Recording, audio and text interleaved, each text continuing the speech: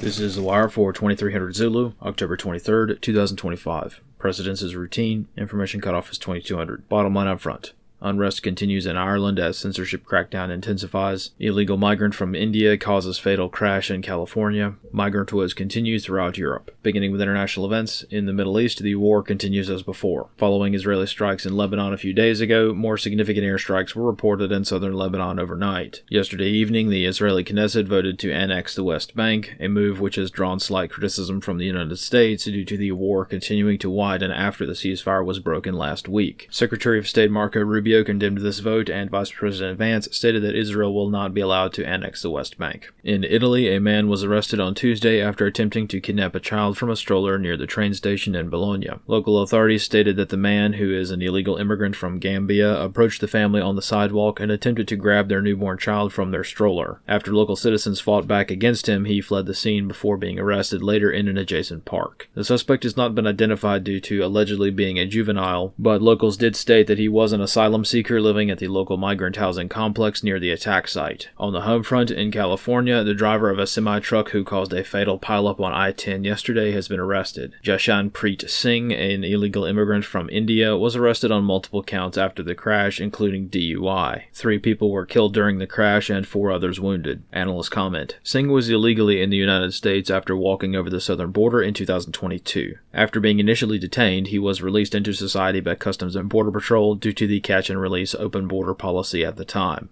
Analyst comments for this wire. In Ireland, the situation remains as tense as expected. One of the major issues with discerning the truth regarding events on the ground is the now infamous Online Safety Act, which has been adopted by the European Union as the Digital Services Act, or DSA.